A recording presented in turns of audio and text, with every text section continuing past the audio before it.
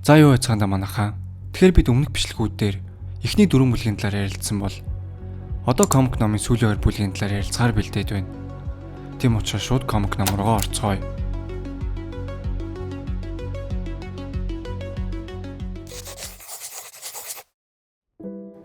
Өмнөх 4 бүлэг дээр супер баатрууд алаа гаталж байх үедээ харамсалтайгаар Ник Фьюриг алдсныг бид мэднэ. Тийм учраас супер баатрууд Фьюриг Европын Португал улсын далайн эрэг дээр оршуулдаг. Бүгд Фьюрид эмгэнэл илэрхийлэн гашуудан зогсож байтал ханаас ч юм гинэд Вэйд буюу Дэдпул гарч ирдэг. Тэрээр тэнд байгаа хүмүүст хандан Европ тавтаа морил гэж хэлэх бөгөөд та нар бүгдээр яагаад юм гонигтай байгаа юм бэ? Хэн нэг нас барчгаа юу гэж асуух үед Габи тийм ээ бид Ник Фьюриг алдсан гэж хэлдэг. Үүнийг сонссон Дэдпул Фьюри бол сайн залуучуудын нэг байсан гэж хэлнэ. Энэ үед Францд апокалипс. Та нарын ажил чинь дуусч байна уу гэж асуух үед Тони би чиний юу хүсэж байгааг мэдэж байна. Гэхдээ би үүсэж байгаа асуудлыг боддоор нь хармаар байна гэж хэлнэ. Ингэснээр апокалипс Тоник дэлхийн гүн рүү портлоор дамжин дагуулan явж унтарч ажиллагаагүй болсон сүйтгэгчдээр очдог. Мөн тэнд доктор Стрэнжийн цогцос байх бөгөөд түнд битгий хүрээрээ гэж хэлдэг. Тэд портлыг хармагцаа. Ийм жижиг портлоос гарч буй соронзон долгион дэлхийг тэр чигт нь унтрааж байна гэж юу хэмээн гайхна.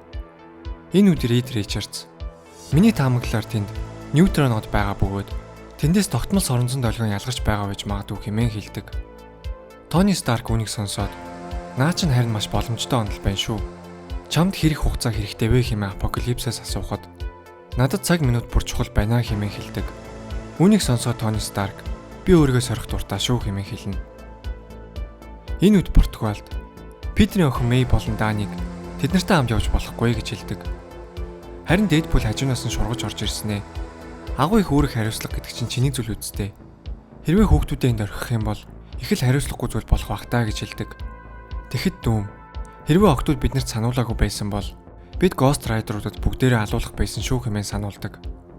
Питер үүнийг сонсоод би доктор дүүмээс хүүхд хэрхэн асрах зөвлөгөө амааргүй л байна шүү хэмээн дургуутсан. Харин Джессика Питерт галзуу сонсогдож байгааг мэдэж байна. Гэхдээ охтууд бид нартай хамт явсан дээрээ хэмээн хэлснээр охтууд тэд нартай хамт явхаар болдог. Ингэснээр Дэдпул тэднийг хөтөж ихээр болж өөрийнхөө ямби автобусаар авч явхаар болдог. Автобусан сууж байхад Пеппер түүнээс "Юу нь яахлаарэ чи биднийг хөтөж болдог үлээ" хэмээн асуухад маш энгийн. "Би Европын бүх хэсэгт зодуулж, хутгалуулж, мөн буудуулж явлаа. Тэм учраас би эндхийн хамгийн аюултай газруудыг бүгдийг нь мэднэ" хэмээн Дэдпул хэлдэг. Ингээд тэд автобустай Франц руу замдаа гарна. Мэдээж манай Дэдпулийн ам нь хуурай явна гэж байх биш. Замдаа тааралцсан газар болгоноо танилцуулж эхэлнэ. За тэгэхээр хэрвээ та 100 гар тийшээ харвал ямар нэгэн шатсан дурсгал газруудыг харж болно. Ийм байдалтай өдөржин явсаар шүн болох үед тэд нар нэгэн ой дунд амархаар болдог. Ингэснээр тэд гал тойрон амраад сууж байх үед гинэт ойн гүнээс ямар нэгэн чимээ гарна. Ямар гэчин чимээ гараад байгааг олж мэдхээр Блейд, Габи нар ойн гүн рүү ордог. Тэд ой руу орох үед Лаура модон дээр ямар нэгэн зүйл байна. Бэлэн байгаараа гэж хэлэх үед түүнийг ямар нэгэн зүйл маш өвчтэй сүлбэж орхино. Ингэснээр тэд үл мэддэг зүйлтэй тулдаж эхэлдэг. Тэдний тулдаан бусад бааtruудад сонсдож эхлэх үед байдал бичсэнийг ойлгож дүүм тэднэрт хамтдаа галтай ойр байгаарай гэж хэлнэ. Энэ үед ойн гүнээс Веном болон Корнеж хоёрын нэгдмэл симбиот гарч ирэх нь тэр. Ер нь бол нэг эзэмшигчтэй хоёр симбиот гэсэн үг юм. Тэм учраас л өмнөх бүлэг дээр апокалипс түүнийг та гурав бэлэн мэдтэй гэж хэлсэн хэрэг. Ийхүү симбиотууд Лафа охин руу дайрах үед түүний хамтрагч динозавр түүний урд дуур орж хамгаалах бөгөөд Лавраг мөн симбиотуудаас салгадаг. Азар Лавра өөрийгөө эдгэх чадвартай учраас зүгээр өнгөрсөн байдаг. Ингэснээр симбиотууд чарахтан газар унах үед Питер түн рүү дайрч эхэлнэ. Харин Дэдпул түүний шинэ аалзсан шүсээ гарах төхөөрөмж гайхаад зогсож байтал Питер түнд анхаарлаа төвлөрүүл хэмээн хэлж тэрээр симбиот руу буудаж эхэлнэ. Энэ үед бусад бааtruуд түн рүү дайрч Пеппер түн рүү галаар тургах үед симбиотууд эзэмшигчийн биенээс салдаг. Үүний дараа Storm тэнгэрээс хүчтэй аянга буулгаж симбиотуудыг бүр мөсөн устгаж орхино. Энэ үед симбиотуудыг эзэмшиж байсан хүнийг харах бөгөөд тэрээр гинэт Питерийн нэрийг дуудаж эхэлнэ. Питер түн дээр гайхаад очтол тэр хүн бидний сайн мэдэх Miles Morales байсныг бид олж мэднэ. Ийхүү Miles-ийн биеинд эрдэж тэрээр хүмүүст яг юу болсныг ярьж эхэлдэг. Дэлхийд тэр чигтээ тог цахилгаангүй болох үед би Веномтод гарсан. Эхэндээ битээр бие биенийг амьд байлгахын тулд хамтарч хэсэг хугацаанд ажгүй байсан боловч хаанаас ч юм корнеж гарч ирснээр тэд миний оюун ухааныг хавцдаж эхэлсэн гэж хэлдэг. Тэгвэл симбиотууд яагаад апокалипс зүтгэх болсон юм бэ гэж дүүм асуух үед тэр симбиотуудад хэрвээ тог цахилгааныг эргээд сэргээх юм бол тэднэрт сансрын онгоц бүтээж өгч тэдний дэлхийгээс явахтан туслах болно хэмээн амласан юм а гэж хэлдэг. Харин энэ үед Францад Тони Ахмад Америкийн бамбааг өөрсдийн ажиллагаанд ашиглаж болох талаар хэлнэ. Гэхдээ порталс гарч бур соронзон долгионы хүчийг шингээхийн тулд надад илүү батбуг металл буюу адамантиум хэрэгтэй байна гэж хэлнэ. Үүнийг сонссон апокалипс надад тэр зүйл чинь байгаа гэж хэлдэг. Ингэснээр апокалипс өөрийн хүмүүсээ дагуулan газар дор хорсон өөрийн адамантиумыг авахар очдог. Харин энэ хүн бидний сайн мэдэх Wolverine байхыг бид олж харна. Wolverine-ийн аргаас тэр чигт адамантиумаас бүрддгийг бид маш сайн мэднэ шүү дээ. Апокалипс түүн дээр хурж ирэхдээ Циклопстай хамт ирсэн байх бөгөөд Килгрэв түүний шилийг тайлж оюун ухааныг нь ховстон түүний нүдийг нээдэг. Wolverine тэднэр лөө дайрах боловч түүнээс зөвхөн аргаас л үлдэнэ. Ингээд апокалипс Францад буцаж ирэх бөгөөд чиний адамантиумыг авчирлаа хэмээн Тонид хэлээд Wolverine-ийн гавлыг түүнд өгч ажлаа шуурхал гэж хэлэх үед Доктор Октопус түүнд ярилцах хэрэгтэй байна гэж хэлнэ.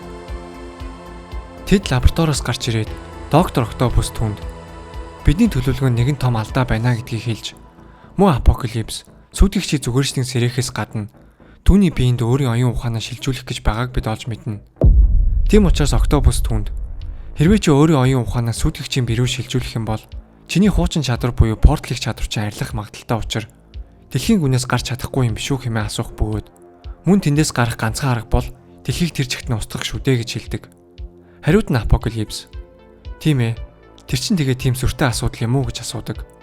Харин Октопус тэр чинь бидний одоо зогсож байгаа гариг шүү дээ хэмээн хэлэх үед апокалипс түүний голоор нь хувааж орхино. Харин энэ үед супер баатрууд Ямби автобустайгаа айл хэдийн Францд ирсэн байх бөгөөд Лафа охин болон доктор Дүм хоёр автобусын дотор нэгэн төлөвлөгөө зохиож байдаг. Ингэснээр тэд очих ёстой газартаа ирж Майс Моралес болон динозаврыг октоудтай хамт үлдээхэр болдог. Ийхүү тэд апокалипсийн лаборатори дээр ирж бүгд төлөвлөгөөний дагуу дайрахад бэлдэнэ. Хамгийн ихэнд Storm лабораторийн дээрээс хуу салхи буулгана. Энэ үед апокалипс Килгрэвд тэдний 20 хөрөөнөөс нь гарах гэж хэлдэг. Гэтэл тэдний өөдөөс She-Hulk, Ахмад Америк, Циклопс гэх зэрэг бусад ховстуулсан супер баатрууд гарч ирдэг. Үүнийг харсан Сүү балмагдаж бид одоо яах ёстой вэ гэж асуух үед доктор Дүм одоо энэ юу ч өөрчлөхгүй. Чи өөрийн үүргээ мэдэж байгаа. Төлөвлөгөөнийхаа дагуу байгаарай гэж хэлнэ. Ийхүү тэдний дунд ширүүн тулаан эхлэх нь тэр.